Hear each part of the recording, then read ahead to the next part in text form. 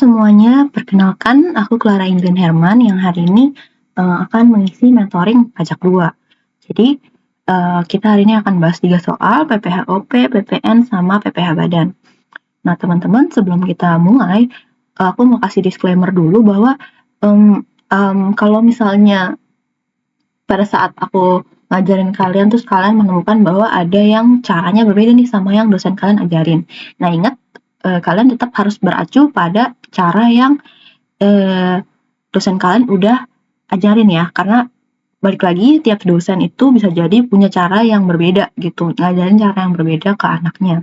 Karena dulu seingat aku waktu aku belajar pajak dulu sama temen aku yang dari kelas lain, caranya beda gitu. Jadi kayak ini aku ngajarin berdasarkan cara yang dosenku dulu ajarin. Nah, jadi kalau misalnya dosen kalian ngajarinnya beda atau gimana, itu kalian ikutin cara yang dosen kalian ajarin aja ya. Karena dosen kalian kan yang nilai tuh. Jadi kayak kalau misalnya yang diajarin A terus kalian ngerjainnya B, itu kan nanti dosennya bingung gitu kayak kok udah diajarnya begini kok kerjanya begini gitu. Jadi balik lagi aku ingetin tolong ikutin acuan perhitungannya adalah dosen kalian seperti itu. Oke. Nah, sekarang kita akan mulai dari soal pertama itu ada PPH orang pribadi. Nah, di sini ada orang namanya Hotman Boris, dia pengacara terkenal, dia punya kantor jasa hukum atas namanya sendiri, terus dia udah nikah sama Anne dan dia punya 2 orang anak kandung, serta menanggung ibu kandungnya yang sudah tidak bekerja. Nah, teman-teman, informasi seperti ini itu digunakan untuk kita menentukan ya PTKP orangnya itu berapa. Nah, setahu aku yang boleh diakui sebagai PTKP itu yang misalnya yang boleh ditanggung itu adalah yang sedarah seperti itu. Oke. Nah, selanjutnya dikasih tahu ini adalah peredaran bruto dari kantor hukum ya, kantor jasa hukumnya si Hotman ya, jumlahnya 2.888.800.000. Nah, kemudian dikasih tahu juga pada awal tahun 2022 Hotman telah menyampaikan pemberitahuan kepada DJP untuk menggunakan norma perhitungan penghasilan neto untuk tahun pajak 2022. Nah, adapun jasa hukum masuk ke dalam KLU ya, tarif norma perhitungan penghasilan netonya itu 51%. Oke, dia dapat NPPN gitu ya. Nah, kemudian untuk istrinya sendiri, si Ana tadi itu adalah pegawai swasta ya, HRD. Kemudian dikasih tahu juga nih rekapitulasi bukti potong yang diketahui jumlah bruto sama pemotongan pajaknya. Ini adalah penghitungannya ya. Nah, terus kemudian dikasih tahu juga ada penghasilan lain-lain ya. Katanya Hotman ini ada menerima honorarium sebagai pembicara pada seminar. Terus habis itu menerima 1 unit rumah warisan di Bogor. Kemudian si Anne terima bunga deposito dari bank. Anne juga merupakan seorang agen asuransi Allianz. Dia dapat komisi gitu ya. Nah, si Hotman menerima klaim asuransi rawat inap dari Allianz gitu ya. Nah, sebesar 40 juta. Nah, kemudian ada keterangan lain. Jadi beberapa kliennya Hotman itu udah kasih bukti potongnya gitu lah ke dia gitu ya. Nah, ini jumlahnya. Terus setiap bulan Hotman menyetorkan sendiri angsuran PPh 25 sebesar 5 juta untuk Januari sampai Februari, kemudian 8 juta untuk Maret sampai Desember. Seperti biasa kalau untuk PPHOP kita diminta untuk hitung PPh terutang. Nah, kemudian dibagi dua nih, yang kakak atau yang MT gitu ya. Kalau kakak itu satu, jadi satu orang aja yang bayar pajak gitu. Jadi kayak kan ada Hotman dan Anne. Nah, biasanya istri itu ikut suami. Kalau MT itu masing-masing gitu. Kemudian disuruh hitung berapa angsuran PPh pasal 25 setiap bulan untuk tahun 2023. Oke, kita mulai aja. Nah, kalau waktu aku mengerjakan soal ini, biasanya aku buat catatan dulu lah, buat notes dulu, informasi gitu ya. Ini udah aku tulisin, udah aku rekapin yang tadi sebenarnya udah kita baca di soal. Nah, dia punya NPPN, ini nomor perhitungan. Aku udah tulis juga PTKP-nya berapa. Nah, kemudian ini ada informasi tambahan nih. Informasi tambahan ini lebih ke merekap yang merupakan penghasilan lain-lain lah. Nah, tadi kan sempat dibilang bahwa Hotman itu dapat honorarium. Nah, honorarium ini adalah penghasilan tidak final, masih kena PPh 21 gitu ya. Jadi maka dari itu kita harus lihat nih ini udah neto atau belum gitu. Oke. Nah, ini udah aku masukin informasinya ya, 90 juta udah neto ternyata, terus PPh pasal 21-nya 7.500.000. Nah, kemudian yang kedua itu kan Hotman menerima 1 unit warisan di Bogor, rumah di Bogor. Nah, warisan ini tuh BOP alias bukan objek pajak gitu ya. Jadi udah diklasifikasiin dulu. Jadi pada saat kita menyusun yang KK kemudian MT kayak gampang gitu loh. Kayak kita udah tahu nih, oh yang mana yang BOP, yang mana yang mungkin kena pajak tapi final, mana yang tidak final kayak gitu. Dulu dosen aku ngajarnya kayak gitu. Jadi kita harus klasifikasiin dulu. Nah, kemudian yang ketiga tuh Ana menerima bunga deposit. Bunga deposito itu adalah kenanya pasal 4 ayat 2 setahu aku. Nah, jadi ini adalah final kalau 4 ayat 2 gitu.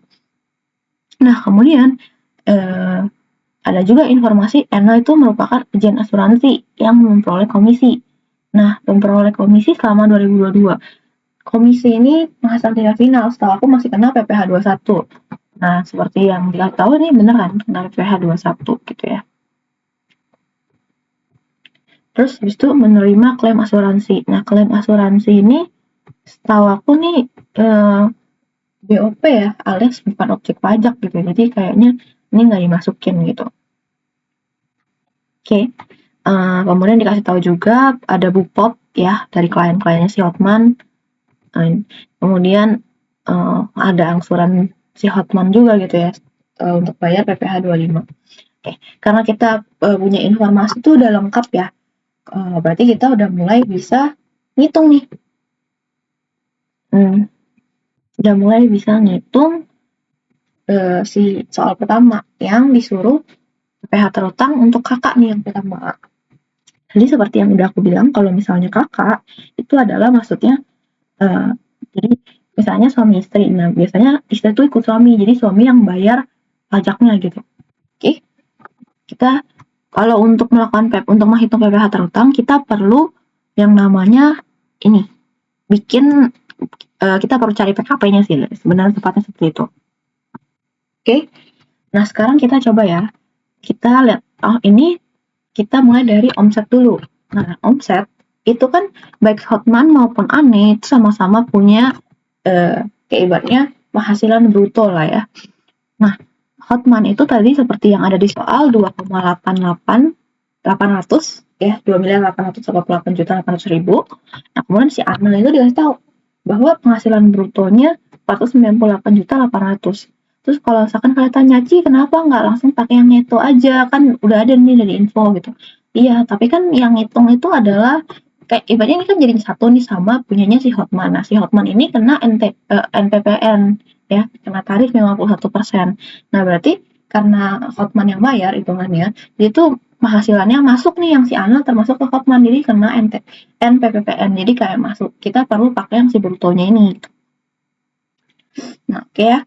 Nah, ini kan seperti biasa kita jumlahin penghasilan suami dan istri. Nanti kita akan dapetin angka senilai 3.387.600.000. Nah, kemudian untuk normanya sendiri itu adalah 51%. Nah, ini nanti untuk kita ngitung penghasilan netonya, kita tinggal kaliin aja norma sama ya ini penghasilan bruto lah ibaratnya masih bruto gitu ya. Nah, kita udah dapet ternyata penghasilan neto setelah dikalikan sama normanya 51%, kita akan dapetin penghasilan netonya sebesar 1.727.676.000. Nah, adapun kita jangan lupa nih teman-teman, si Hotman ini punya honorarium gitu ya. Jadi itu masih masuk ke dalam PKP gitu ibaratnya penghasilannya. Apalagi yang tadi tidak final ya. Nah, honorarium 90 juta. Nah, Ci, kok yang tadi pakai bruto sekarang neto? Iya teman-teman, kan kita udah cari nih netonya berapa, ya kan? Kita udah cari netonya berapa. Jadi kita juga pakai angka yang neto setelah perhitungan penghasilan neto, berarti di bawahnya ini semuanya tuh harus neto, karena kan kita ibaratnya yang atas udah kita bikin neto, masa yang bawah kita pakai bruto gitu kan. Nah, kita masukin netonya, kita dapat honorarium 90 juta. Kemudian si Ane juga yang agen asuransi itu udah neto, udah dipotong pajak bahwa nilainya 112 juta gitu ya. bukan dipotong pajak sih, udah neto lah gitu. Nah, kemudian setelah ditambah dengan penghasilan lain-lain dari penghasilan yang utama lah gitu, ditambah sama lain-lain, maka kita dapatkan bahwa penghasilan netonya adalah 1.929.676.000. Dimana kita harus kurang dulu dong sama PPKP. Tadi kan kita udah cari, ternyata dia menanggung istri, kemudian anaknya 2 sama ibu mertua gitu kan. Nah, teman-teman, anak 2 itu bisa ditanggung, terus bukan ibu mertua, maksudnya ibu kandung si Hotman juga dia bisa tanggung gitu. Jadi kan KI 3, kemudian istrinya karena kan kakak ya, berarti otomatis udah termasuk nih. Jadi K-nya kan udah nikah, I-nya istri, 3-nya itulah 3 orang yang bisa ditanggung sama si Hotman. Nah, PTKP-nya ini 126 juta ya. Berarti kan kalian tinggal tambahin aja status, kayak ibaratnya si Hotman-nya itu 54 juta, istrinya ditambah 54 juta lagi berarti ya. Nah, kemudian ada kawin sama anak-anak serta yang ditanggung itu adalah masing-masing 4,5 juta. Nanti kalau di total itu adalah 126 juta. Oke. Ini perhitungannya di sini. Kenapa 4.500 kali 4 kalian hitung 3? Karena kan kawin juga dihitungnya 4.500. Jadi ini aku bikin perhitungannya kali 4 gitu ya. Nah, jadi untuk mendapatkan PKP, kita tinggal kurangin aja penghasilan neto dikurang sama PTAP. Nah, nanti setelah dikurang PTAP, penghasilan kena pajaknya itu adalah 1.803.676.000 seperti itu. Oke, kita lanjut ke perhitungan PPh terutang ya. Kalau misalnya kakak, kita kayak biasa aja pakai yang layer gitu ya, pakai yang ini. Kita tinggal hitung aja. Ingat, untuk tarif pertama 5% itu 0 sampai 60 juta, tarif kedua itu 60 sampai 250 juta ya. Ya pokoknya intinya di atas 60 sampai 250 juta. Kemudian ini yang lapis ketiga itu 250 juta sampai 500 juta gitu. Nah, kemudian lapis ketiga itu di atas 500 juta. Itu ya. Di atas 500 juta kalau nggak salah sih, sampai 500 juta sampai 5M ya kalau nggak salah.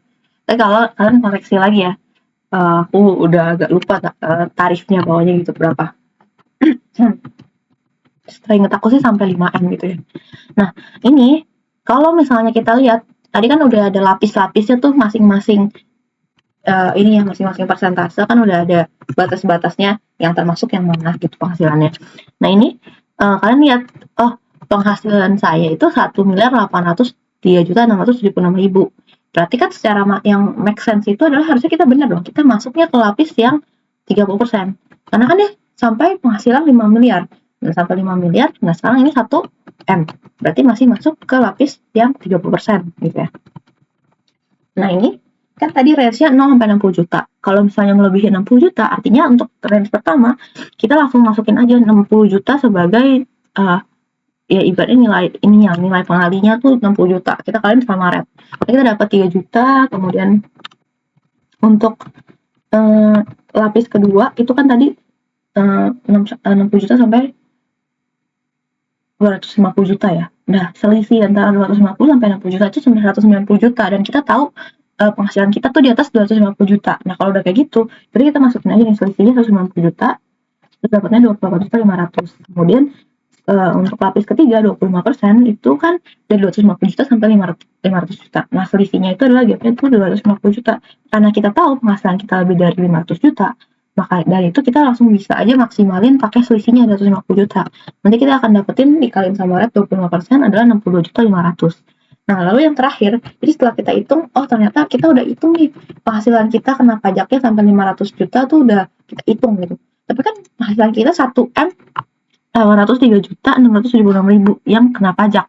Nah, dalam hal ini berarti kita tinggal hitung sisanya. Karena kan kita belum melebihi 5M gitu ya. Jadi kita nggak bisa langsung pakai selisihnya. Kita tinggal hitung aja sisa dari yang belum kita hitung tadi, yang di atas yang 500 juta kita udah. Nah, karena 500 juta udah kita hitung, berarti PKP-nya kita tinggal kurangin aja 1.803.676.000, kita akan kurangin sama 500 juta. Nanti akan didapat sisa penghasilan kita yang belum kena pajak, kena tarif pajak itu adalah 1.303.676.000 gitu ya. Nah, sisanya ini kita kaliin aja sama rate 30%. Nanti didapat 391.102.800. Nah ini kalau kalian udah hitung setiap lapis-lapisnya, berarti kalian tinggal jumlahin aja. Oh ternyata 485.102.800 itu hasil jumlahnya. Kemudian ingat bahwa si Hotman ini udah sempat kena PPh 21 yang dipotong nih ya. Tadi kan dapat dari dari klien-kliennya ada yang udah kasih bupot ya, berarti kan udah dipotong tuh. Terus habis itu PPh 25 tuh si Hotman juga udah bayar gitu kan. Nah ini perhitungan gimana? Mulai dari PPh 21. Ingat lagi teman-teman bahwa kan ini digabung ya, berarti termasuk PPh 21 ane juga yang udah dipotong, berarti masuk ya ke dalam yang pengurang dari PPh terutang ini ya. Ibaratnya kredit pajak lah gitu. Nah, yang masuk sebagai PPh 21 yang udah dipotong itu tadi kita dapat dari honorarium ya, dikasih tahu intinya 7.500.000 udah kita masukin. Kemudian yang kedua kita masukin lagi ane dapat komisi nih dari jadi agen asuransi. Nah, dia bilang PPh 21 yang dipotong itu 7.800.000, berarti kita masukin ya ke dalam penambahan ini ya. Kemudian 73.600.000 ini dapat dari mana? 73.600.000 itu kalian lihat nih, ada info bahwa PPh pasal 21 ANA tuh yang dipotong dari pekerjaan dia sebagai HRD manajer 73.600.000. Nah ini jangan lupa kita masukin juga ya. Oke. Nah kemudian yang D21 itu adalah si Hotman udah dapat putih potong dari klien-kliennya senilai 184 juta ya, 184.560.000. Nah ini semua kita tambahin ya. Oke. Nah kemudian untuk PPh 25 kan dia dikasih tahu ya di soal kalau misalnya setiap bulan itu Hotman udah setorin sendiri nih PPh pasal 25-nya. Kalau untuk Januari Februari itu 5 juta, untuk Maret sampai Desember 8 juta. Berarti cara hitungnya gampang aja. Kan Januari sampai Februari 2 bulan, berarti 5 juta kita kali 2. Terus itu sisanya adalah 8 juta. Berarti kan kita udah bayar 2 bulan nih 5 juta. Berarti kan sisanya 10 bulan. Berarti 10 bulan kita kaliin sama 8 juta. Nanti hasil tambahnya itu adalah kita dapetin minus 90 juta ya teman-teman. Nah intinya ini kan kita lihat ya, sebenarnya PPh terutang kita 485.102.800. Terus ada pengurangnya nih dua ini, yang PPh 21 sama PPh 25. Nah ternyata ibaratnya kredit pajak kita kalau misalnya dijumlah itu masih lebih kecil sampai PPh terutang kita. Otomatis kita masih ada utang yang belum dibayarkan, utang pajak gitu. Nah ini makanya disebutnya adalah PPh terutang kurang bayar. Kita tinggal selisihin aja yang PPh terutang yang tadi kita hitung dari lapis-lapisan PPh ya. Ini 485.102.800, kita tinggal kurangin aja sama kredit pajaknya dari PPh 21 sampai PPh 25. Nah ini jadinya adalah 118.642.800. Jadi ini adalah yang kakak gitu ya, untuk yang digabung. Kalau yang MT gimana Ci? Nah yang MT dulu dosenku ngajarinnya kita pertama cari penghasilan neto Hotman. Jadi kita masih bisa memanfaatkan informasi yang ini sih setahu aku ya. Bukan informasi deh, informasi yang ini. Oke. Nah penghasilan neto Hotman itu kita dapat dari firma hukum ya tadi 2M 888.800.000. Nah itu kan bruto. Nah untuk jadi neto kita perlu kalian sama NTPN 1%.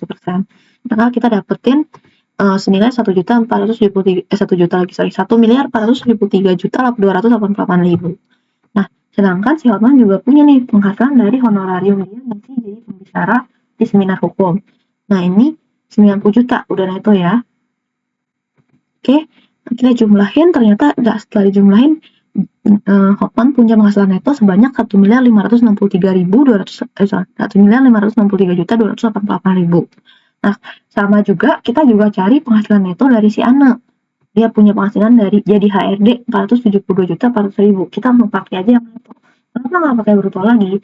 Kalau di kakak itu kan Ana tuh ibaratnya penghasilannya masuk gabung sama si Hotman, jadi kena norma. Nah sedangkan kalau misalnya dipisah ya berarti kan ya masing-masing gitu kan. Ya udah kita langsung pakai aja netonya berapa. Terus dikasih juga penghasilan dikasih lagi maksudnya kita pakai juga ya penghasilan jadi agent ya, informasi nomor 4 nih teman-teman. Kita udah ada biasanya dikasih tahu bruto, tapi dikasih tahu cara hitung netonya, tinggal dikali 50%, berarti 224 jutanya kita kaliin aja sama 50% dari brutonya. Nanti maka dapat penghasilan neto dari jadi agent itu 112 juta. Nah, kalau dijumlahin penghasilan netonya Ana itu 584 juta 400 ribu. Nah, kalau dijumlahin total penghasilan netonya itu adalah baik yang Hotman maupun Ana itu 2 miliar 147 juta 688 juta 688 ribu. Oke. Nah, kalau kayak gini kita bisa lanjut nih. Kita bisa ngitung PPHOP-nya. Jadi cara ngitung MT itu adalah, ini kan aku udah kasih tahu ya caranya. Jadi kita pertama, elemen pertamanya adalah kita cari penghasilan neto dari suaminya ya, atau si Hotman dulu. Ini udah dikasih tahu 1.563 juta 288 ribu. Kemudian kita bagiin sama total penghasilan neto. Jadi kita mau buat kayak pecahannya gitu lah ya. Jadi kita bagi sama total penghasilan neto antara Hotman sama Ana. Berarti kita bagiin 2 miliar 147 juta 688 ribu. Lalu jangan lupa kita kaliin sama PPh terutang yang udah pernah kita hitung ini. Oke, di atas baru 85.102.800. Nah, jadi kayak ibaratnya kita mau bikin pecahan untuk tahu nih berapa persentase, bukan persentase sih, berapa bagian si Hotman untuk bayar dari PPh terutang yang 405 juta itu. Kalau misalnya penghasilan neto dari penghasilan neto 2 miliar 147 juta gitu ya. Nah, setelah kita kali-kali dapat ternyata 353 juta 103.444 ya. Kalian bisa coba cek hitung sendiri. Nah, kemudian jangan lupa dikurangin sama kredit pajak. Ada PPh 25, ada PPh 21. Nah, kalau PPh 25 kita bisa nyomot aja dari yang di atas tadi, yang kakak. Kenapa? Karena cuma Hotman kan yang ngangsur, jadi ya sama aja. Jadi dia jadi kredit pajaknya si Hotman. Nah, untuk PPh 21 kita perlu hitung lagi. Soalnya kalau yang di atas nih, yang 276 juta ini, udah termasuk dari PPh 21 yang dipotong punyanya Ana. Sedangkan ini kan pisah, jadi ya harus masing-masing. Nah, kalau si Hotman berarti PPh 21-nya yang udah dipotong itu tadi dari honorarium 7.500 sama dari kliennya yang udah kasih bupot lah sebesar 4.560.000. Kita tambahin, nah akhirnya menjadi dipotong ya, jadi kredit pajak gitu. Nah, kemudian kita tinggal kurangin aja Hotman bagiannya 353.103.144, kita kurangin sama kredit pajaknya yang 90 juta sama 190.000 ini. Lalu nanti kita akan dapetin KB. Kenapa KB? Karena ibaratnya PPh terutang jatahnya si Hotman 353 juta nih teman-teman. Tapi sedangkan kredit pajaknya itu kalau kita jumlahin itu cuma sebesar 282.060.000. Berarti kan terutang lebih besar daripada yang kredit. Berarti artinya kita masih punya kewajiban untuk bayar utang. Berarti sebutnya KB 71.043.144. Tinggal selisihin aja. Lalu untuk yang Ana, sama nih teman-teman caranya. Caranya itu kita lihat netonya Ana berapa, penghasilannya 584.400.000 ya. Kita bagi sama total penghasilan neto mereka berdua 2.147.688.000. Lalu jangan lupa kita kaliin sama PPh terutang yang udah kita hitung sebelumnya. 485.102.800 ya. Ini didapat ternyata jatahnya Ana itu bayar pajaknya 131.999.656. Nah, kemudian jangan lupa ada kredit pajak karena si Ana juga udah dipotong ya dari kantornya ya, 73.600 gitu ya. Dari kantor yang jadi pekerjaan dia sebagai HRD manager, sama tadi jadi agen asuransi juga dia dipotong 10.800. Ya berarti kita tinggal tambahin aja. Dia dapat kredit pajaknya Ana 84.400.000. Lalu jangan lupa kita kurangin jatah bayar pajaknya si Arda ini sama kredit pajaknya. Jadi didapat 47.599.656. Tuh. Nah, ini adalah PPHOP yang punya Ana, dan ini yang punyanya si Hotman gitu ya, PPHOP-nya.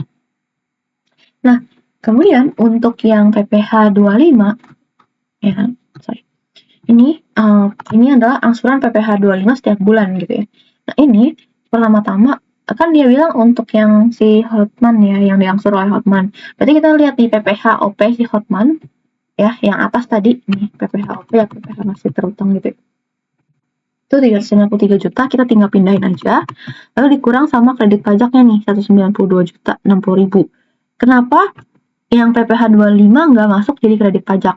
Ya iyalah, kan kita ngitung PPh 25. Jadi ibaratnya ini kan hal yang sama, terus ngapain kita masukin gitu. Nanti jadinya double perhitungannya, ya kan? Oke. Ini kita tinggal kurangin aja PPh OP Hotman sama PPh 21 punya dia yang informasi dari sini tadi ya. Nah, nanti hasilnya adalah 161.043.144. Di mana hasil ini nanti tinggal kita bagi aja sama 12 bulan. Karena kan dia bilang dia mintanya PPh 25 untuk setiap bulannya berapa angsurannya. Berarti kan tinggal bagi 12 aja gitu. Nah, berarti PPh 25 angsuran tiap bulannya itu adalah sebesar 13.420.262. Seperti itu untuk PPh pembahasannya. Oke, kita bisa lanjut ke materi yang selanjutnya. Teman-teman, kita lanjut ke soal PPN ya. Kita bahas PPN dulu karena PPh badan seperti yang kita tahu bahwa kan diminta ya di soal itu buat kertas kerja koreksi fiskal. Nah, ternyata kertas kerja koreksi fiskalnya nggak ada, jadi kayak kita nggak bisa bikin koreksiannya gitu. Eh, Paling kita cuma bisa identify ini dia korvis positif, ya korvis positif atau korvis negatif gitu. Tapi jadi kita nggak bisa kerjain atau bikin kertas kerjanya. Jadi nanti aku pakai soal lain aja gitu. Tapi kita bahas PPN dulu ya. Nah, yang pertama itu nama tokonya itu Total Sport Mode ya. Ini ada transaksi banyak, terus disclaimer juga kayak seperti yang udah aku bilang ya dari awal bahwa kalian dalam mengerjakan soal kalian perlu ikut aturan atau patokan yang dosen kalian udah ajarin. Karena tiap dosen tuh biasanya punya aturannya sendiri gitu loh. Punya cara perhitungannya sendiri. Jadi ada baiknya kalau misalnya ikutin cara dosen kalian. Kalau misal ternyata pas kalian lihat video ini ada yang beda nih sama yang dosen kalian ajarin. Nah itu kalian harus ikutin aja dosen kalian gitu. Kalau ini kita mulai aja untuk PPN itu tarifnya itu 11% berlakunya sejak 1 April 2022. Kalau semisal eh, kalian lihat soalnya tuh di bawah April 2022 kayak misalnya Maret atau Februari. Nah, itu berarti masih pakai tarif yang lama yang 10%. Jadi mesti hati-hati. Terus kemudian kita juga perlu tahu bahwa PPN terutang itu muncul kapan? Pas penyerahan BKP sama JKP. Kalau misalnya yang pertama nggak terpenuhi, kita lihat apakah transaksinya ini terkait dengan down payment atau enggak. Kalau misalnya iya, itu PPN terutang muncul. Jadi bukan pada saat kayak kita terima uang pas penjualan, itu bukan kayak gitu ya. Tapi PPN terutang itu muncul pada saat penyerahan BKP sama JKP. Kita langsung mulai aja. Yang pertama itu 1 September. Dilakukan penyerahan kepada PT Gatibek senilai 799.200.000 termasuk PPN. Pembayaran disepakati akan dilakukan tanggal 20 Oktober 2022. Ya, udah termasuk PPN. Nah, ini kalau misalnya bikin PPN, pengerjaan PPN, biasanya disuruh buat tabel gini ya kalau dulu sama dosen aku. Nah, ini isinya biasa tanggal, keterangan, PPN keluaran, PPN masukan, PPN BM. Nah, yang DPP ini nggak wajib cuma karena ini aku mau kasih tahu aja DPP-nya berapa. Jadi aku bikin satu kolom terkait DPP kayak gitu. Oke, kita langsung tulis aja keterangannya penyerahan BKP 3CB. Cara ngitungnya karena dia ada termasuk PPN. Kalau kita mau cari ibaratnya pokoknya tanpa pajak, kita bisa lakukan dengan cara 799.200.000 itu kita kaliin sama 100 per 111. Oke, jadi 100 itu adalah kayak pokoknya, 111 itu pokok tanpa pajak gitu ya. Jadi kalau kita mau cari kita mesti kali 100 per 111 karena 799.200.000 ini udah termasuk pajak, makanya udah terkandung 11% di dalamnya kayak gitu. Nah, kalau misalnya kita cari DPP-nya itu 720 juta. Nah, kalau udah tahu DPP-nya berapa, berarti karena dia melakukan penyerahan itu berarti kita kayak jual barang lah gitu. Nah, itu berarti masuknya PPN keluaran. Nah, PPN keluaran kita tinggal kaliin aja 11% ke DPP-nya. Maka nanti dapat 79.200.000. Nah, kalau misalnya nih, kalian nggak mau cari DPP dulu repot ya, terus kalian bisa cari langsung. cara carinya itu 799.200.000 yang 111 itu karena mengandung pokok sama pajaknya. Nah, kalian bisa nih cari pajaknya aja. Berarti kalian cuma perlu kaliin 11 per 111 kayak gitu. Ya. Jadi terserah kalian aja baiknya gimana. Lalu yang 2 September, menerima pembayaran dari PT Sportex sebesar 266.400.000 termasuk PPN. Ya, atas pengiriman barang yang dilakukan tanggal 27 Agustus. Seperti yang sudah saya bilang sebelumnya bahwa eh, kalau misalnya terima pembayaran, cuma terima uang, itu nggak ada PPN terutang. Jadi PPN terutangnya itu muncul pada saat penyerahan barang yang 27 Agustus 2022. Jadi di transaksi tanggal 2 September ini tidak ada PPN ya, tidak ada PPN gitu. Nah, kita langsung lanjut ke tanggal 3 September. Impor barang dari Amerika dengan nilai barang sekian ya. Terus ada biaya masuk, terus habis itu ada dikasih tahu tentang informasi kurs. Nah, seperti yang materi UTS ya, kalau nggak salah ingat PPh 22, kalian kalau mau cari PPN-nya berapa, kalian harus temuin nilai impornya. Tapi pertama-tama kita mesti hitung CIF dulu. CIF-nya itu kan kita tanggal tambahin ya. Cost-nya berapa, cost barangnya, terus habis itu insurannya berapa, terus rate-nya berapa, dapatnya 64.500 kita tambahin. Lalu jangan lupa CIF-nya kita kaliin sama kurs KMK ya, KMK nih. Ya, kalau pajak itu most likely selalu pakai KMK. Jadi kalian langsung kali aja 14.750, udah dapat nih CIF-nya dalam rupiah 951.375.000. Nah, kalau untuk cari nilai impor, kita tinggal kalian aja sama 120%, yang mana 120% itu merupakan eh, ini ya, bea masuk gitu. Jadi karena aku mau langsung cari nilai impornya, aku langsung kali 120%. Tapi kalau misalnya kalian cuma mau cari tahu bea masuknya itu berapa sih? Kalau dalam rupiah gitu, bukan dalam persentase, kalian tinggal kali 20% aja gitu. Ya, tapi kalau mau langsung cari nilai impornya, kalian langsung kali 120% aja. Oke, nanti didapat DPP-nya itu sebesar 1.141.650.000. Nah, untuk cari PPN-nya, kita tinggal kaliin 11% aja nih sama dari DPP-nya. Oke? Nah, kenapa ini PPN masukan? PPN masukan itu ada karena kita beli barang gitu ya. Ibaratnya kita ngeluarin uang itu PPN masukan. Tapi kalau PPN keluaran itu kita dapat uang. Ibaratnya bukan kita dapat uang sih, kita kayak nyerahin sesuatu lah. Ibaratnya pas kita jual PPN keluaran, kalau misalnya pas kita beli itu PPN masukan kayak gitu ya. Lanjut tanggal 5. Melakukan pembelian mobil sedan senilai 450 juta untuk direksi. Oke. Nah, ini jadi ada dosen yang bilang, "Oh, ini nggak boleh nih jadi kredit pajak." Tapi ada dosen yang bilang, "Ini masih boleh jadi kredit pajak." Nah, itu kalian ikutin dosen kalian aja gimana, oke? Nah, ini kalau dulu dosen aku bilang nggak bisa dikreditin, tapi ternyata ada perubahan aturan. Kalau udah berdasarkan UU 7 tahun 2021 ya HPP, sedan itu dihapuskan dari daftar yang nggak boleh dikreditkan gitu. Nah, jadi tergantung acuan dosen kalian tuh yang mana gitu. Nah, ini 450 juta DPP-nya tinggal kita kalian 11% karena kita beli ya. Jadinya PPN masukan. Nah, jangan salah, kalau misalnya nggak bisa dikreditkan, bukan berarti dia bukan jadi PPN masukan. Dia tetap PPN masukan, cuma nanti di akhir harus diekskludkan aja gitu. Dia nggak boleh dihitung jadi kredit pajak, tapi dia termasuk PPN masukan kayak gitu. Ya, berarti 450 juta tinggal kali 11% atau 49.500.000. Lalu tanggal 6 September, diterima pembayaran dari PT Kola Mandiri sebesar 180 juta sebagai uang muka dari total transaksi sebesar 400 juta. Pengiriman barang belum dilakukan. Kalau kita lihat ke syaratnya lagi ya, yang ini. Yang pertama itu belum dipenuhi karena pengiriman BKP-nya tuh belum dilakukan ya. Tapi kita lihat, oh ini ternyata uang muka nih, uang muka. Transaksi kan terkait uang muka. Nah, kalau terkait uang muka, berarti PPN berutangnya bisa muncul. Berarti ada PPN-nya. Nah, ini kita tinggal kaliin aja uang mukanya sebagai DPP. Nah, terus habis itu karena kita terima DP, ya, ibaratnya kita dapat uang kan. Nah, kalau misalnya kita dapat uang karena melakukan penyerahan ya atas BKP, kita kaliin sama 11% ya untuk hitung PPN keluarannya. Ya, dan nanti didapat 19.800.000 kayak gitu. Lanjut ke tanggal 7 September. memberikan sejumlah sepatu ke sekolah kepada Dinas Pendidikan Jawa Barat dengan NPWP sekian, senilai 448 juta. Nah, ini kita langsung masukin aja 448 juta sebagai DPP, terus habis itu kita tinggal kaliin 11%.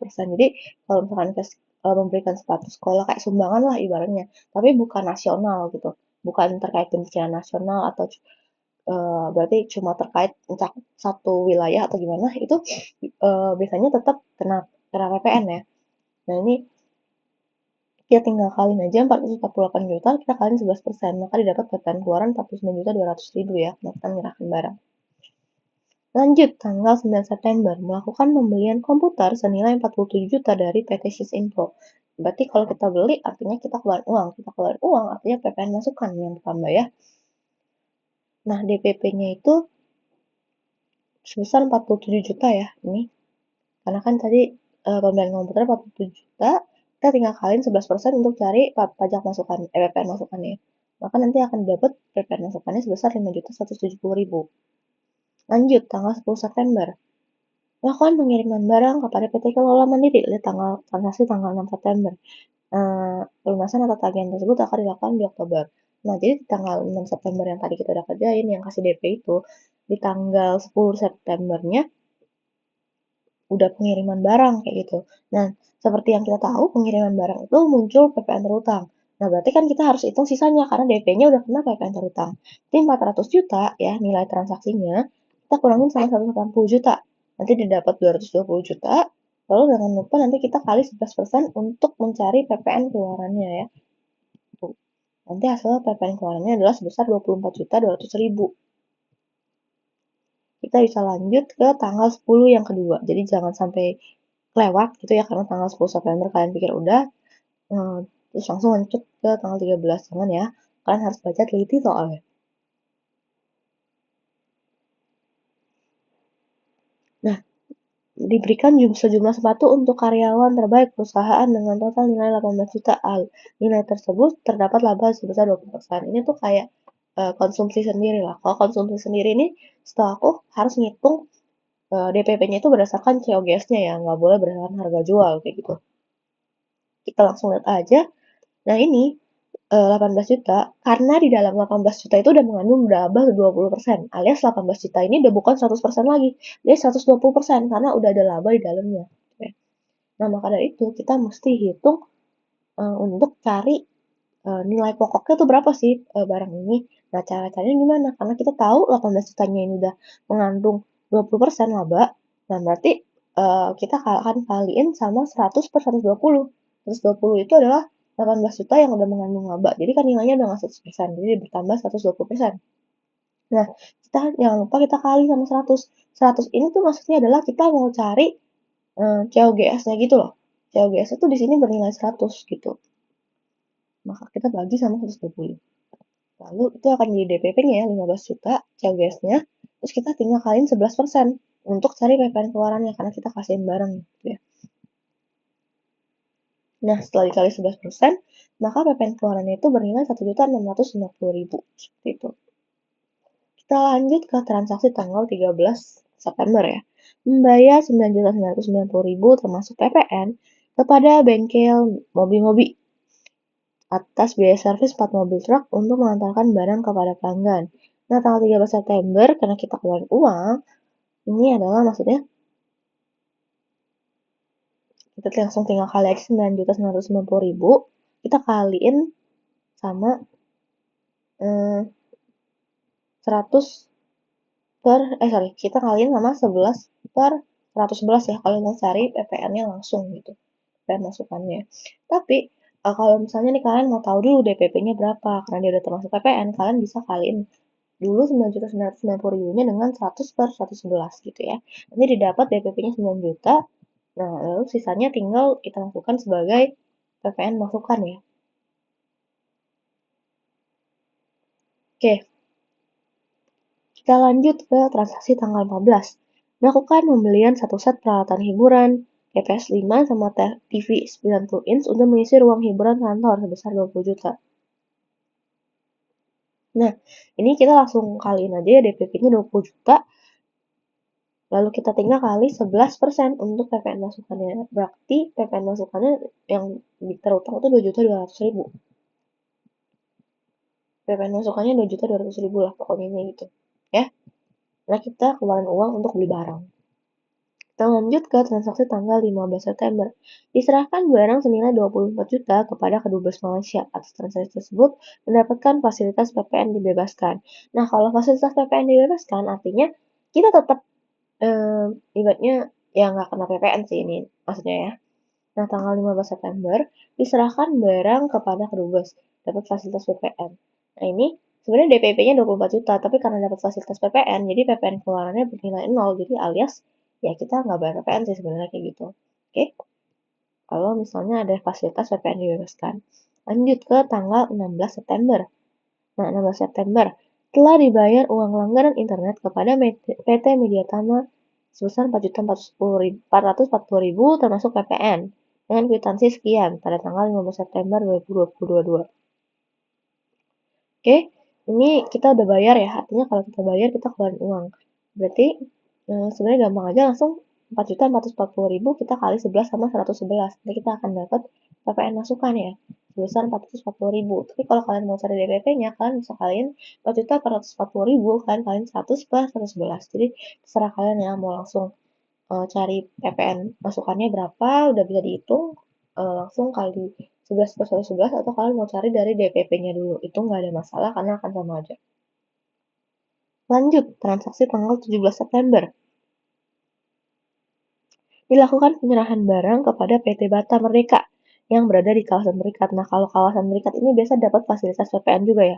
Atas transaksi tersebut mendapatkan fasilitas PPN terutang, tapi tidak dipungut gitu ya. Nah, artinya bukan kita nggak bayar PPN, tapi kita kena PPN keluaran, tapi nilainya 0 karena nggak dipungut ya sama aja gitu. Jadi kalau kata dosen aku dulu, eh, bukan yang nggak bayar pajak, tapi ya tarifnya 0 aja gitu, atau pajaknya 0 aja gitu. Jadi mereka bukan bilang nggak bayar pajak. Nah, kita lihat tanggal 17, ya udah kalau misalkan kalian mau tulis ya kayak DPP-nya itu 420 juta, tapi PPN keluarannya 0 karena memang um, tidak dipungut PPN gitu ya. Ya, oke. Jadi 0 karena kita nggak ada beban PPN sama sekali. Lanjut, transaksi 19 September dilakukan penyerahan sekaligus diterima pembayaran dari PT KK Tua.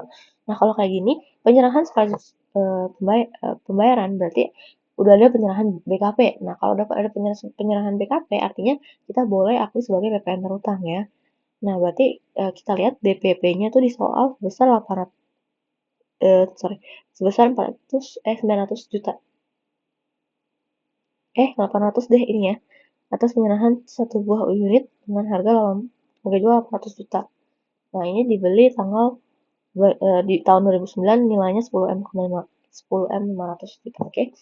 Nah, ini kalian fokus sama yang nilai jualnya dia berapa gitu ya. Oke, kalau misalnya jual barang artinya kita dapat PPN keluaran. Kita tinggal kalian aja 800 juta sama 11%. Berarti nanti dapat PPN keluarannya 88 juta gitu. Oke, kita lanjut ke tanggal 21 September. Dilakukan ekspor ke Thailand. Nah, kalau ini bukan dapat fasilitas tidak dipungut dan sebagainya gitu. Tapi emang tarifnya pemerintah untuk meningkatkan ekspor tarifnya dibikin 0%. Ya, kita bukan nggak bayar pajak tapi tarif kita 0%. Oke. Nah, kalau udah kayak gitu, nilai transaksinya sebesar 10 miliar 400 juta ya. Lalu kita kaliin sama 0% karena tarifnya 0% kalau untuk ekspor. Berarti nilainya 0 gitu ya.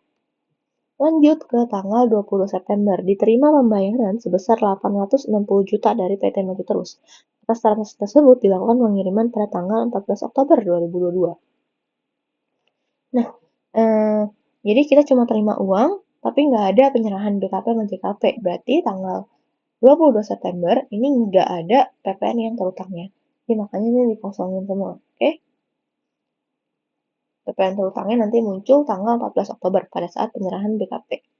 Kita lanjut ke tanggal 24 September, dilakukan pembayaran kepada PT Jujutsu senilai 9.020.000 atas biaya reparasi sedan direktur. Nah ini sama tadi kayak kasusnya kayak beli mobil direksi ya bisa dan nah itu ada dosen yang bilang boleh dikreditkan, boleh enggak, tapi tetap jadi PPN masukan. Itu nanti kalian tinggal ikutin aja acuan dosen kalian seperti apa.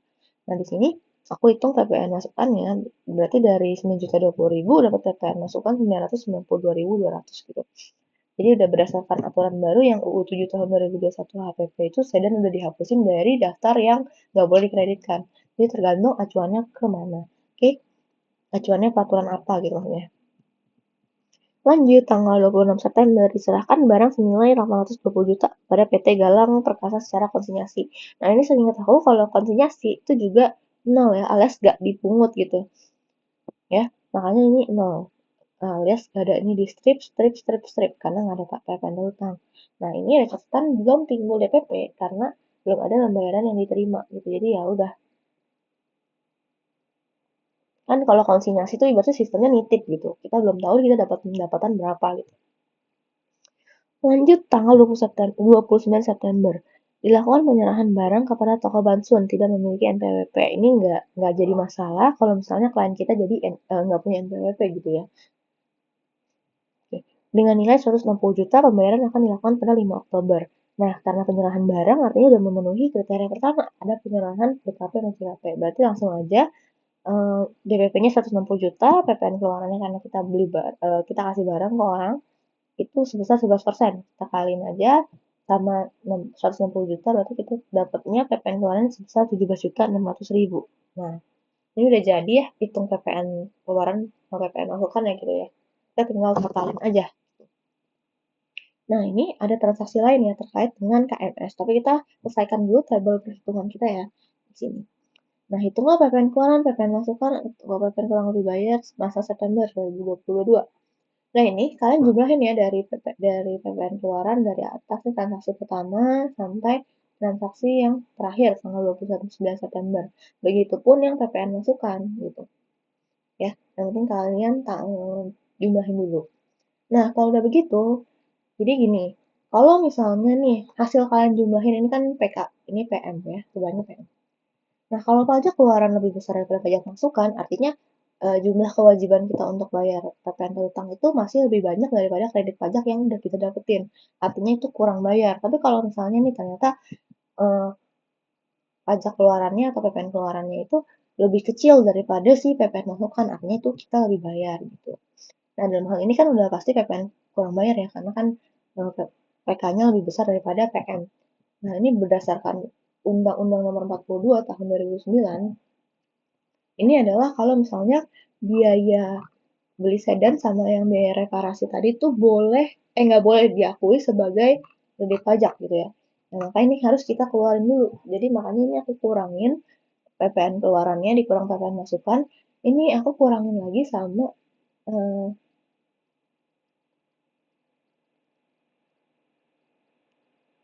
sama apa namanya yang tadi yang aku biru-biru ini nih yang terkait dengan biaya yang sedan ya. Tuh. Nah, kemudian kalau misalnya dosen kalian udah pakai Undang-Undang Nomor 7 Tahun 2021 gitu ya atau si HPP, berarti kalian tinggal kurangin aja nih ya 279 juta dikurang 184 juta gitu kan kurangin nanti dapat kurang bayar sebesar 94.856.300 ya.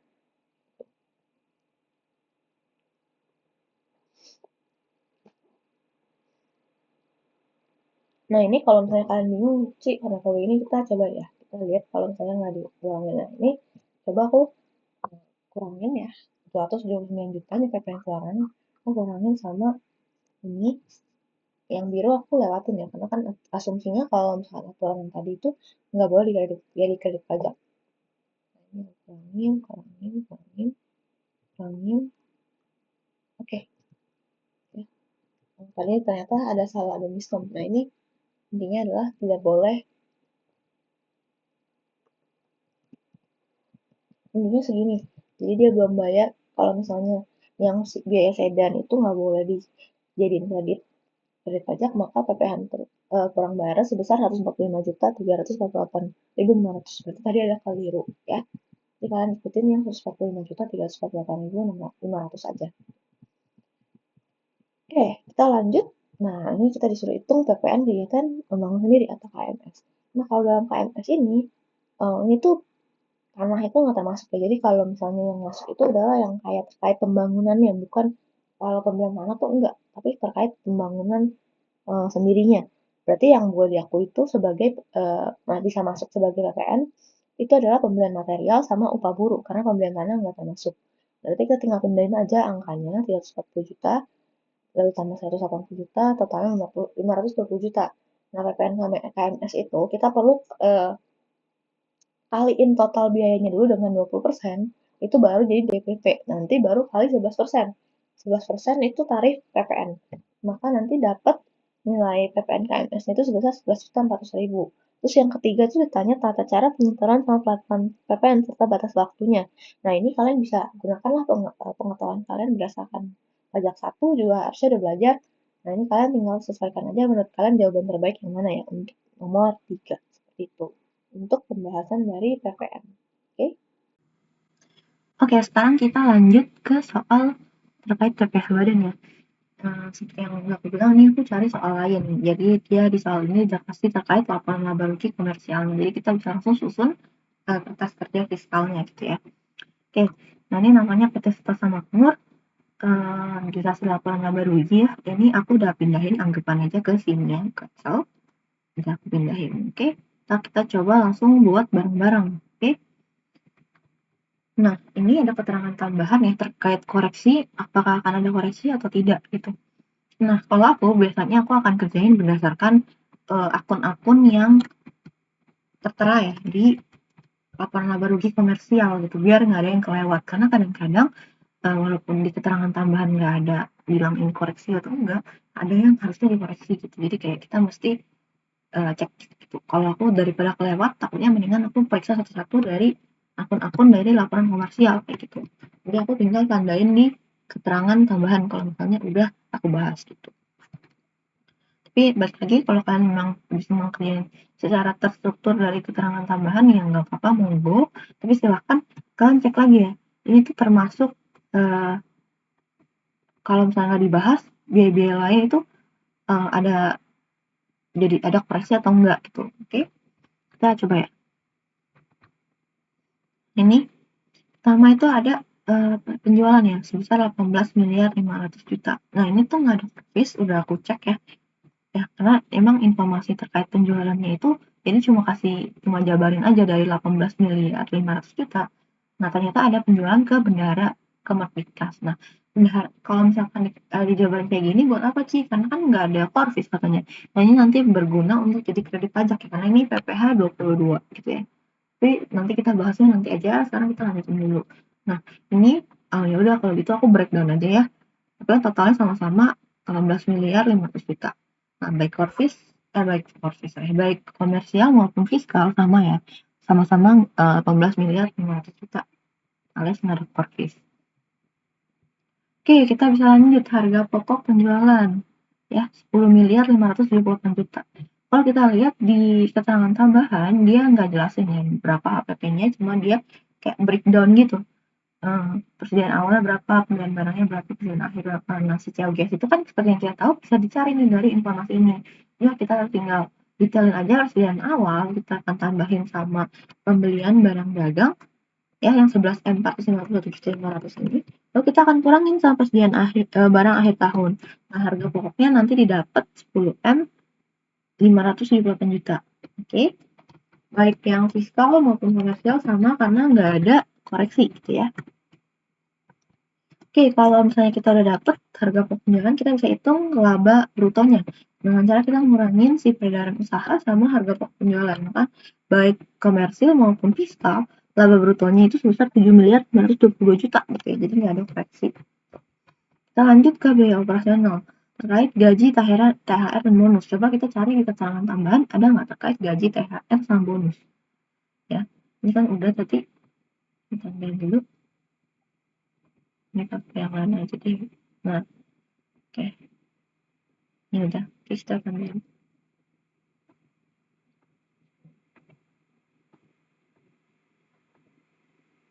Nah, tahu. Oke, gaji THR. Oh ini dalam nomor 4 yang dalam biaya gaji THR dan bonus itu udah termasuk pemberian makan dan minuman untuk seluruh karyawan sebesar 52.840.000. Kemudian di dalam biaya gaji THR bonus itu termasuk tunjangan pengobatan yang dibayar langsung ke rumah sakit oleh perusahaan ya, 112.650.000. Sisanya merupakan gaji tunjangan THR dan bonus karyawan. Nah, teman-teman, untuk yang ini kita perlu note dulu kalau misalnya ini perusahaan bayarin langsung ke rumah sakit gitu ya. Kalau dalam konteks ini adalah itu kita perlu melakukan koleksi gitu ya. Tapi kalau misalnya nih kita bayar sendiri itu terus habis itu nanti perusahaan reimburse. Nah, itu boleh tuh diakui sebesar biaya sebesar yang diakui di komersial alias nggak ada koreksi gitu. Tapi karena ini perusahaan yang kemarin kita masih perlu melakukan koreksi.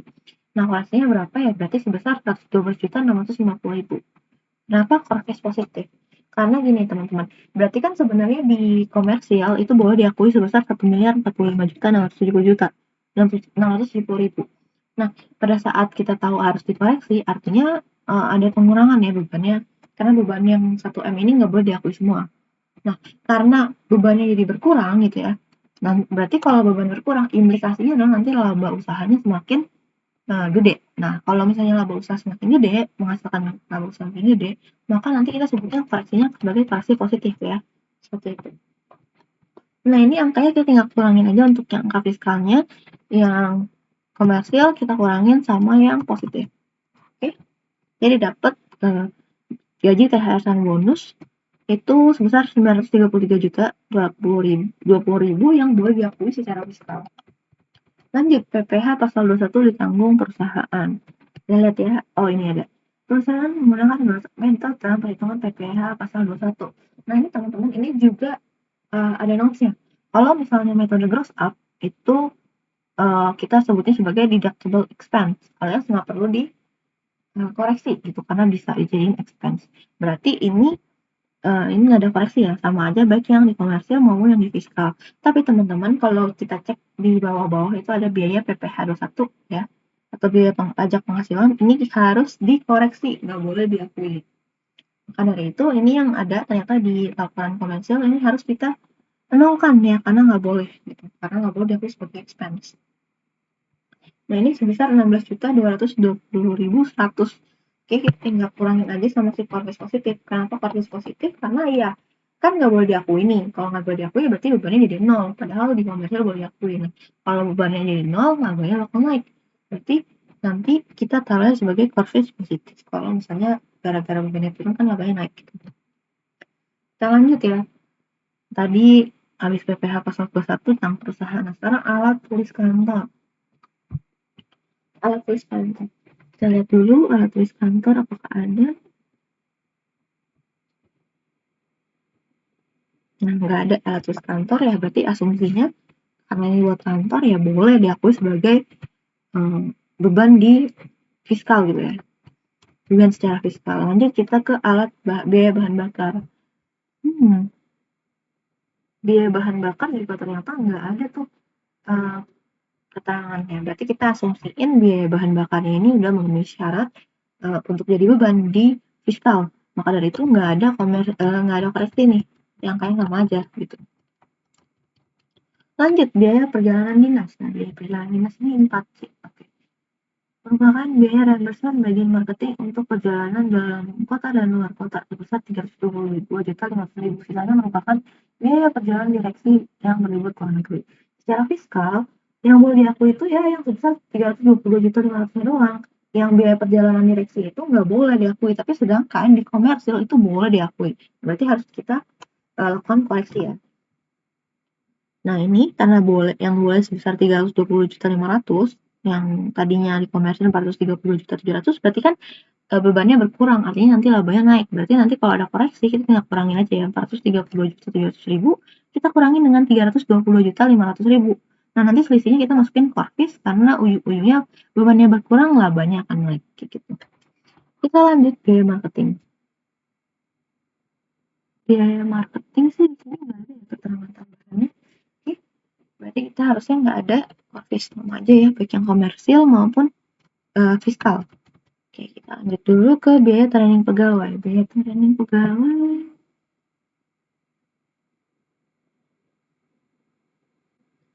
juga bukan harusnya nggak ada gitu ya di tambahan. Ini perlu dikoreksi gitu. Jadi kita akui aja semuanya full ya, boleh diakui di fiskal maupun komersial, harusnya berarti udah benar. Nah, sekarang kita lanjut ke professional fee.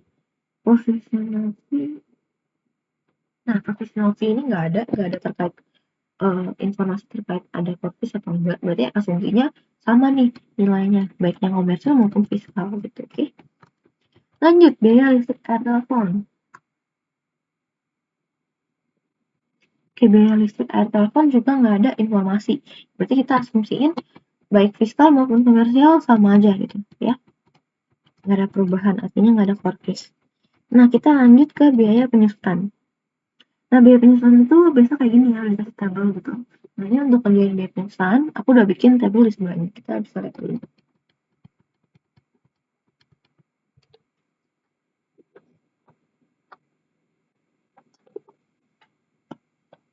Nah, teman-teman, ini aku udah rekapin ya, di sini udah aku rekapin, tapi sebelum kita masuk ke sini, ini aku ada buat panduan bahwa kelompok aset kelompok aset dibagi jadi 4 kelompok ya. 1, 2, 3, dan 4. Nah, untuk yang useful life-nya itu berbeda-beda tergantung kelompok aset mana gitu. Uniknya ini kayak terkait dengan angka useful life itu berkaitan dengan kayak lipatan 4 gitu. Jadi kayak agak gampang ngapalinnya. Nah, kemudian itu untuk kelompok aset, tapi kalau bangunan dia punya treatment sendiri. Bangunan itu kita diklasifikasiin lagi jadi non permanen atau permanen. Kalau non permanen itu 10 tahun useful life-nya, kalau permanen itu 20 tahun useful life-nya. Nah, kita langsung kerjain aja untuk perhitungan fiskalnya. Nah, ini nama asetnya udah di detailnya, ada laptop, ada mobil Avanza, mesin, tanah, sama kantor. Unitnya juga dikasih tahu. Nah, tapi teman-teman harus ingat pas kita ngomongin aset, tanah itu nggak punya kelompok aset. Kenapa? Karena dia sebenarnya adalah biaya yang nggak bisa didepresiasiin. Jadi kayak ya udah cuma ada buat cukup tahu aja gitu. Makanya ini kosong sendiri ya. Untuk asetnya sisanya udah diklasifikasiin berdasarkan soal ya, dari kasih tahu bahwa kelompok asetnya 1, 2, 3 yang kemarin. Lalu aku langsung aja pakai total perolehan gitu ya, yang 18 juta, 140 juta, sampai seterusnya. Nah, teman-teman kalau kalian lihat periodenya ini adalah Januari 2018, Februari 2018, Maret 2016, April 2010, sama Mei 2014. Nah, kalau kayak gini nanti berarti kita nggak usah pakai fraction, alias udah terjadi di tahun-tahun lalu. Berarti tahun ini kita bisa akui sebagai 12 bulan ya untuk pajaknya. Untuk beban fiskalnya. Nah, tapi lain lagi kalau misalnya ternyata baru beli, misalnya ini kan tahun 2024, terus misalnya baru beli kayak Februari atau Maret lah 2024. Nah, itu ada fraction ya pas kalian ngitung biaya penyusutan. Jadi bisa dibedain ya gitu. Nah, cara ngitung biaya penyusutan kita mulai dari laptop dulu. Caranya gampang karena straight line itu dibilang. Berarti tinggal kita total perolehan kita bagi sama useful life-nya. Oke. Nanti didapat biaya penyusutannya 4.500.000. Lalu untuk mobil Avanza, dia masuk kelompok aset 2, useful life 8 tahun, total perolehan 250 juta. Kita bisa langsung bagi 8 aja untuk dapetin biaya penyusutan. Ini yang nilainya 30 juta gitu. Lanjut lagi. Ada mesin. Nah, kalau mesin ini berarti masuk kelompok aset 3, yang mana useful life-nya 16 tahun. Jadi berarti perhitungannya kita tinggal bagi aja si 850 juta atau total perolehannya kita bagi sama 16. Maka nanti kita akan dapetin biaya penyusutan sebesar 53.125.000 gitu. Nah, tanah seperti yang udah dibilang sebelumnya ini nggak bisa depresiasi ya, makanya ini dibohongin aja. Oke, lanjut ke kantor. Kantor 2,5 M masuknya kategori permanen. Permanen 20 tahun, berarti kita tinggal bagiin aja si 2.500.000 jutanya, kita bagi sama 20.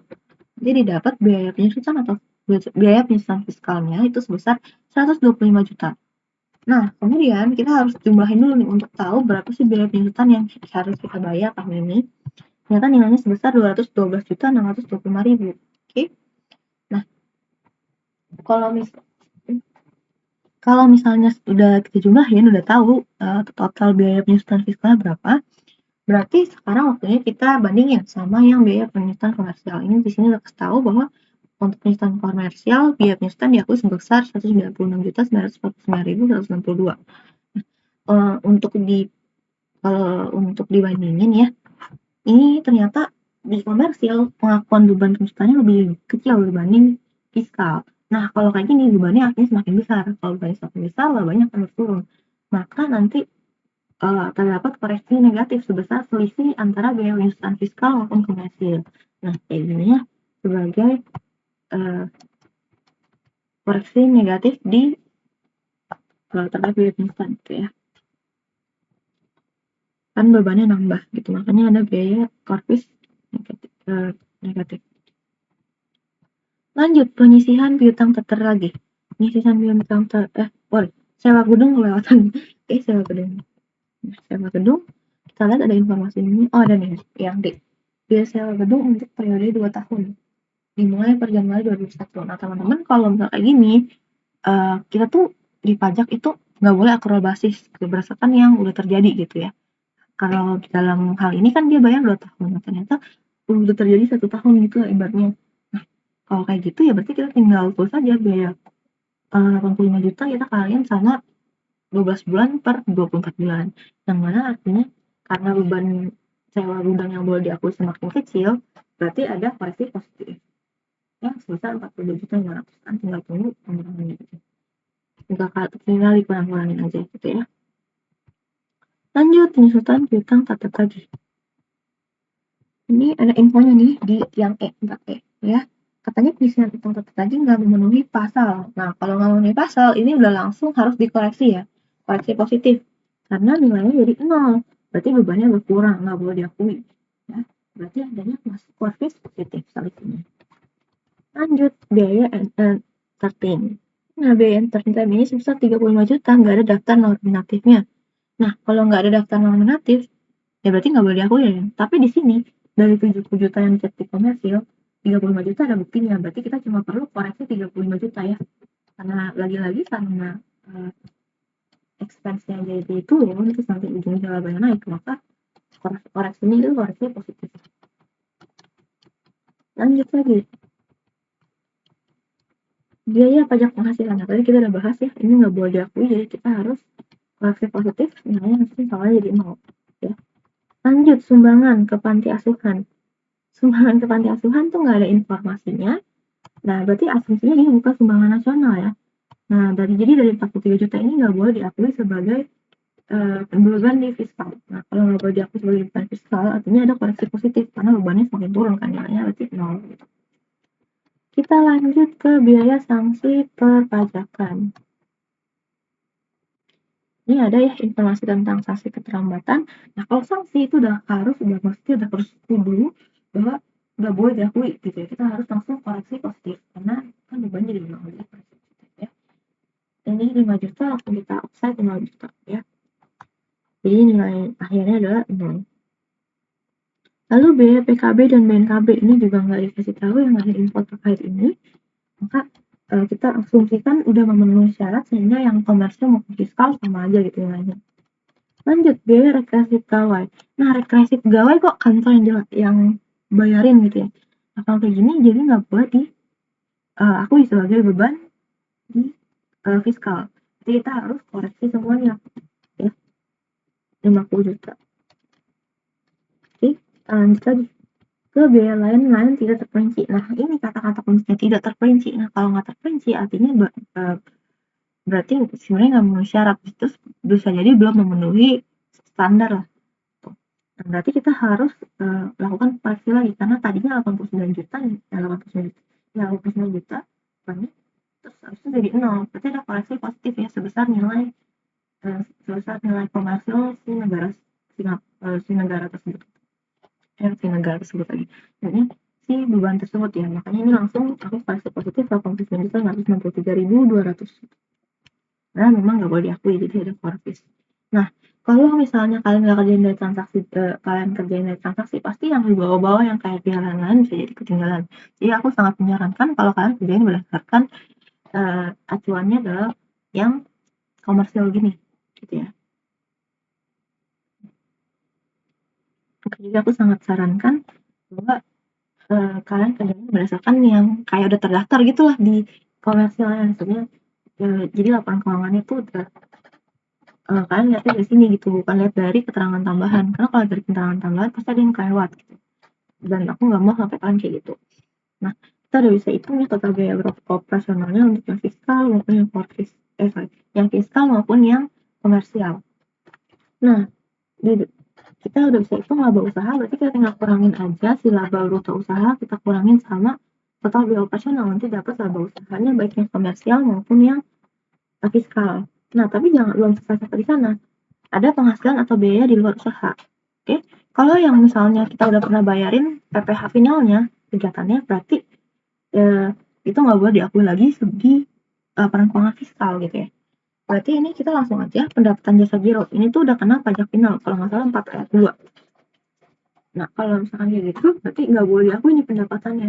Jadi kok misalnya di fiskal jadi nol, kok maksudnya koreksi negatif? Iya, karena kan kalau misalnya ini kan pendapatan, terus pendapatannya dari yang boleh diakui jadi nggak boleh diakui, jadi nol. Nah, ini kan artinya laba kita akan turun implikasinya. Kalau misalnya bikin laba turun, berarti kita harus masukin ke koreksi negatif kayak gitu. Nah, untuk keuntungan selisih kurs ini boleh diakui, jadi kita tetap aja biarin di situ di fiskalnya. Lalu untuk pendapatan sewa ruangan, ini juga seingat aku ini PPh final, jadi nggak boleh diakui. Nah, lagi-lagi karena pendapatannya jadi nol oleh sebab bisa diakui, berarti kita harus koreksi negatif karena labanya bisa berkurang gara-gara ini. Oke, ini koreksi negatif. Jadi lanjut ke biaya administrasi bank. Kalau biaya administrasi bank ini boleh sama-sama diakui oleh komersial maupun fiskal. Jadi kita tetap masukin aja, kita hitung ya, jadinya berapa total penghasilan atau biaya di luar usaha. Ternyata di fiskal cuma 519 juta 875.000. Nanti kita tinggal tambahin aja sama laba usaha yang di atas kan yang 5M itu, tambahin sama 19 juta 875.000. Jadi didapat laba bersihnya sebesar 5,75M 377 juta 689.200. Oke, nah ini kan tadi soalnya disuruh hitung besarnya PPh terutang atau PPh kurang atau lebih bayar gitu ya. Nah, caranya gimana? Ini kalian sebelum saya dari yang laba bersih, kalau misalnya ada kompensasi, kalian tinggal kurangin aja sama penghasilan nettonya nanti. Berarti penghasilan kena pajaknya sebesar 5M 777 juta 689.700. Jadi ini kan ceritanya nggak ada kompensasi kerugian tahun sebelumnya. Berarti ini kita bisa tenang gitu. Nah, sekarang kita hitung. Nah, kalau misalnya mau hitung PPh terutang, kalian lihat dulu peredaran atau penjualannya itu berapa. Kalau misalnya di bawah 4,8M, kalian langsung kena 0,5% ya tarifnya kalau nggak salah. Tapi kalau misalnya di antara 4,8M sampai 50 miliar, berarti kalian masuk nih. Nah, kalian masuk tapi kalian bayar pajak gitu maksudnya. Sebesar tarif proporsional gitu ya, diproporsionalin. Tapi kalau misalnya lebih dari 50M langsung kali 22% ya, karena memang PPh bayarannya seperti itu. Ini cara tahu yang mana sih yang kena fasilitas, kita bisa bikin pecahan dulu nih. Yang atas 4,8M dan selalu 4,8M. Lalu kita bagiin sama penjualan dia yang 18,5M. Nah, kemudian didapatlah ternyata sebesar 5M 777 juta 700 ini yang akan terima fasilitas. Nah, fasilitasnya itu gimana? Ya itu kan harusnya tarifnya 22%, tapi dia bantuin, jadi tarifnya sebesar 50% ya. Jadi untuk penghasilan yang dapat fasilitas itu kita tinggal kaliin 1.499.076.246, kita kaliin sama 50% kali 22%, yang mana itu 11%. Jadi berarti nanti hasilnya sebesar 854.387. Tapi jangan berhenti di sana, karena dari ibaratnya dari penghasilan kena pajak yang 5M sekian itu baru kita hitung pajaknya yang kena yang dapat fasilitas gitu. Jadi kan masih ada sisanya. Nah, sisanya ini kalian tinggal kurangin aja yang penghasilan kena pajak dikurangin sama bukan masuk ya, sama 1M 499 kan 1M ini udah kita hitung kemarin lagi kita udah hitung barusan. Jadi yang udah didapat fasilitas sebesar 1M berarti kita tinggal kurangin aja, nanti didapat sebesar 4 278.613.454. Nah ini kalian tinggal kali aja sama 22% karena dia nggak kena fasilitas. Berarti nanti didapat hasilnya sebesar 97.294.950. Oke. Nah setelah itu kita bisa hitung nih, kan kita udah tahu nih PPh terhutangnya berapa. Nah kemudian kita bisa hitung kalau misalnya mau ada kredit pajak PPh 22 atau PPh yang masih harus dibayar itu kita bisa hitung. Cara hitungnya gimana? Nah tadi seperti yang udah saya bilang kalau penjualan tuh didetailin ada penjualan ke bendaharawan. Nah ini tuh bisa jadi kredit pajak. Jadi ini aku hitung ya. Aku hitung bahwa kan kalau sama bendahara itu 1,5% ya. Nah 1,5% ini tambah dikali sama 3.500.000.000 ditambah sama 3 miliar. Nah nih ternyata nanti didapat kredit pajaknya itu sebesar 97.500.000 rupiah. Oke. Nah setelah dikurang sama kredit pajak nilai PPh yang harus dibayar sendiri itu sebesar 1.008.693.357. Oke. Nah ini ternyata belum selesai sampai di sini. Teman-teman jangan lupakan bahwa kita punya informasi terkait pajak yang dipotong. Ada PPh pasal 25 yang udah disetor sama 2021 370 juta. Oke, itu masuk aja ini ya. Terus kalian lihat bahwa STP ada surat surat pajak kan ya. PPh pasal 22 25 sebesar 82 juta. Nah, masuk bunga sama denda 5 juta. Nah, STP PPh ini boleh diakui, tapi nggak boleh diakui sebanyak nggak denda sama bunganya nggak boleh. Berarti kita tinggal kurangin aja ya 82 juta dikurang sama 5 juta. Nah, kalau kayak gitu kan berarti kita tinggal kurangin bukan kurangin, kita tambahin aja ya yang angsuran masa sama yang STP-nya gitu. Yang ketambahin kita akan dapetin nilai sebesar 847 juta. Itu untuk yang STP PPh pasal 25. Nah, untuk selanjutnya berarti kita tinggal lihat ini kurang bayar atau lebih bayar. Caranya gimana kalau misalnya PPh yang masih harus dibayar lebih besar daripada ibaratnya ya kredit pajaknya, maka dari itu kita bisa bilang itu sebagai kurang bayar gitu. Tapi kalau misalnya ternyata kredit pajaknya itu lebih besar daripada si ibaratnya PPh yang harus dibayar ini PPh terutangnya, itu berarti lebih bayar gitu. Berarti kalian silahkan sesuaikan berdasarkan kondisi. Nah kalau udah kita bisa hitung kan PPh utang bayar 160 juta sekian gitu. Nah kita kan udah ketemu, terus kita bisa cari soal kedua, hitungnya besarnya angsuran PPh pasal 25 tahun 2022. Nah ini gampang aja, berarti kita tinggal kali hasil dari PPh badan, jumlah PPh badan ini kita langsung bagi sama 12, yaitu 92.182.779. Itu hasil dari pembagian PPh badan kita selama 12 bulan gitu. Seperti itu aja mungkin pembahasan materi dari saya terkait UAS pajak 2. Semoga video ini bisa membantu kalian belajar. Maaf apabila ada kesalahan kata atau ada kesalahan yang secara tidak sengaja saya ucapkan seperti itu. Terima kasih semua sudah menonton.